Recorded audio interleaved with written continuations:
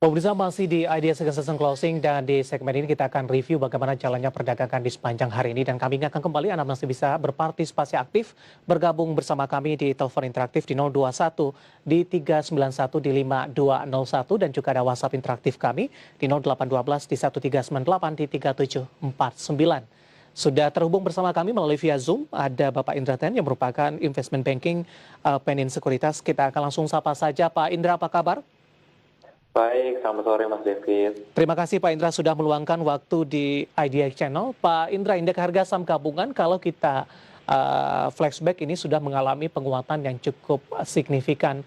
Kemudian dalam beberapa hari perdagangan terakhir justru mengalami koreksi yang cukup dalam. Pak Indra, bagaimana Anda melihat koreksi yang terjadi dalam beberapa perdagangan hari terakhir dengan penguatan yang sudah cukup signifikan di perdagangan sebelumnya? Ya, terima kasih Mas. Jadi begini, kalau menurut saya koreksi kali ini tepatnya lebih ke pullback ya. Seperti kita tahu kan, IHSG kita sudah rally cukup panjang dari around 5.000 sampai sekarang ke level 64. Itu kan equally bisa menggambarkan 20-30% di tengah.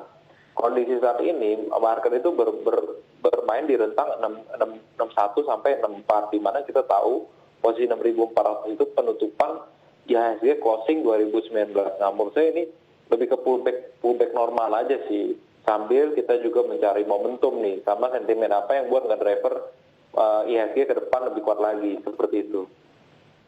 Baik, di tengah pelemahan indeks harga saham gabungan, tampaknya beberapa saham ini kompak mengalami koreksi yang cukup dalam, auto reject bawah. Kita tahu farmasi yang sebelumnya euforianya dengan penguatan yang cukup signifikan, kemudian juga ada Antam hari ini juga masih melanjutkan pelemahan Pak Indra. Bagaimana Anda melihat pola pergerakan saham-saham yang auto reject bawah ini, Pak? Iya, terima kasih Pak. Jadi kalau menurut saya lebih ke pergerakan beberapa saham, contohnya seperti Antam dan beberapa saham farmasi yang lainnya, itu menurut saya lebih kepada arah daripada euforia pasar yang menurut saya udah overconfidence ya. Nah, di satu sisi di overconfidence ini mereka cenderung melupakan gitu aspek fundamentalnya gitu. Secara teknikalnya rally-nya sangat kuat, tapi fundamentalnya belum ada gambar hasil bagusnya gitu.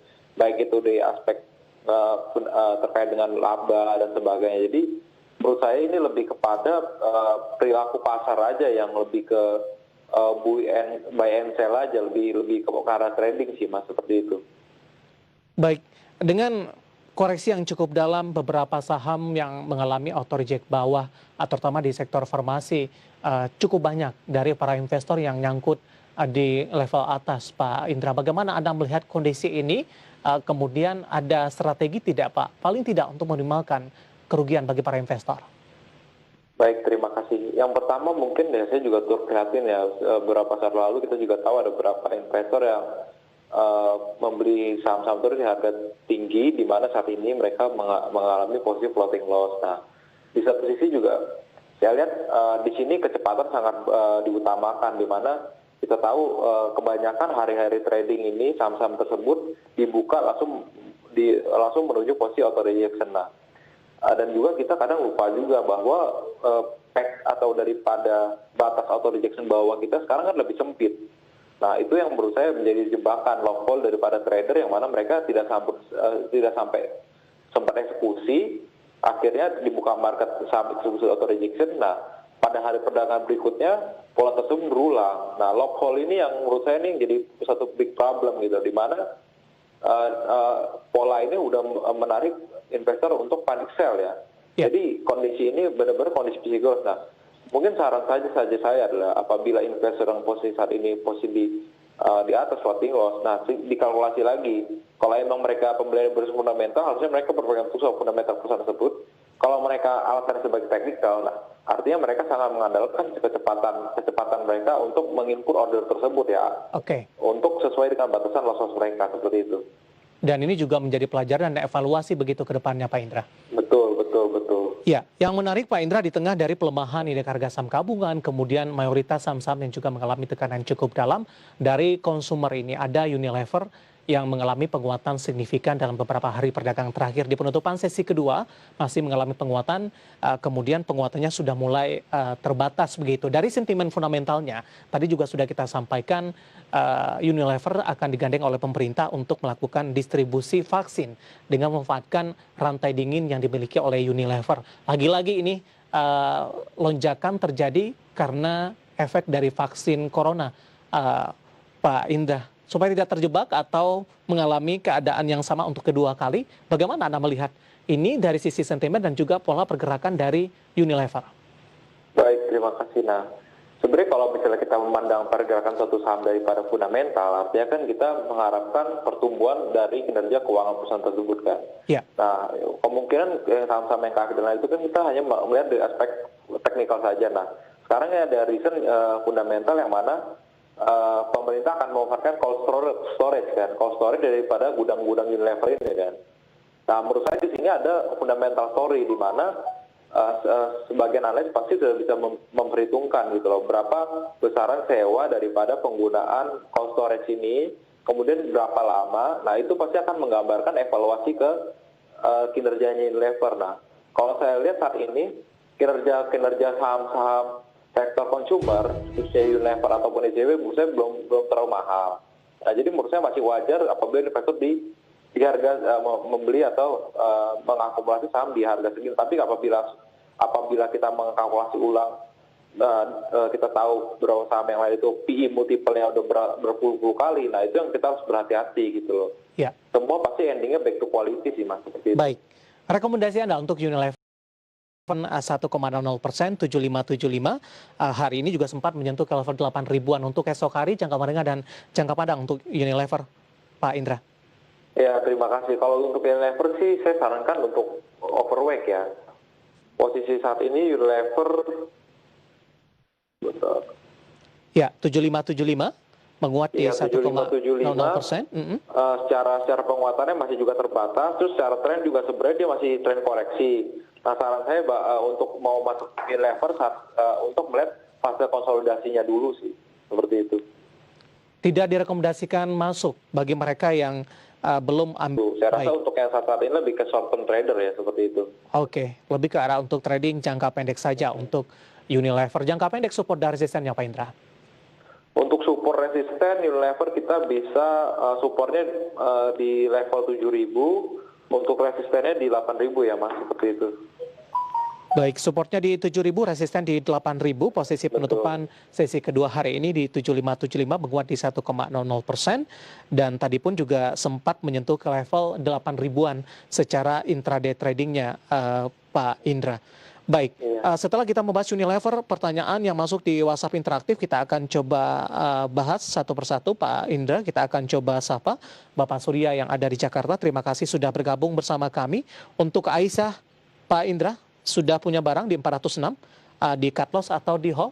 Analisis Anda. Oke, terima kasih. Untuk modal Bapak Aisyah sekarang kan penutupan Aisyah di 344. Modal Bapak sekarang di 406. Menurut saya saat ini Bapak keep dulu aja karena masih ada potensi untuk technical rebound ke arah posisi Bapak. Nah, namun apabila saham Aisyah tidak mampu bertahan di level support di harga 310, itu saran saya Bapak cut loss dulu aja. Seperti itu. Baik, tidak disarankan untuk averaging down? Tidak sarankan, Mas. Oke. Pak Surya dari Jakarta, Aisyah di 406, level support yang bisa diperhatikan di 310. Ketika belum menembus ke level di 310, lebih direkomendasikan untuk di hold saja terlebih dahulu. Kemudian kita akan coba sapa Henry Kellen di Manado, Sido. Average di 762. Pak Indra, analisis Anda untuk Sido. Baik, untuk average-nya Bapak di 762 saat ini dibandingkan penutupan market di 765. Saran saya ini saham ini di hold dulu aja, secara trennya masih bagus, masih positif. Kemudian juga sektornya juga masih oke dibanding, maksudnya dia adalah sektor consumer retail yang mana ada faktor farmasinya juga. Jadi saran saya untuk saat ini Bapak keep dulu aja saham Sido ini.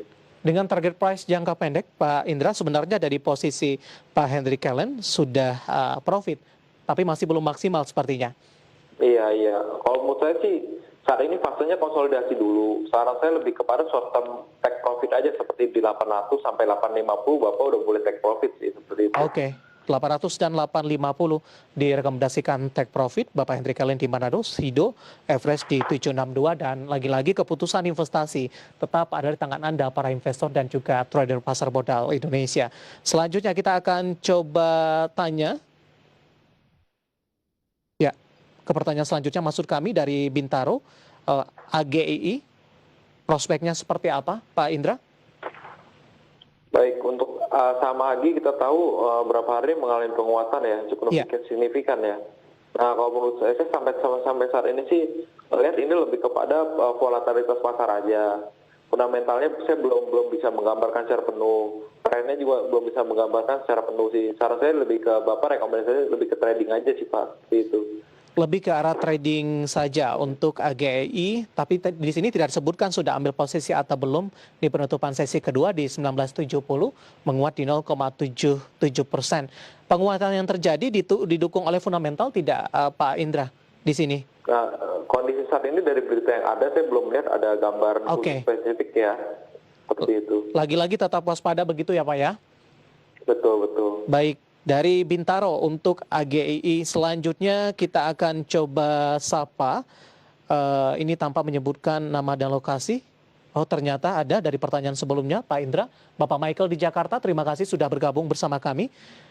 Antam, average di 2570 Pak Indra. Sebenarnya kalau untuk Antam meminimalkan kerugian, melakukan average dengan koreksi dalam yang terjadi cukup bijak tidak Pak Indra?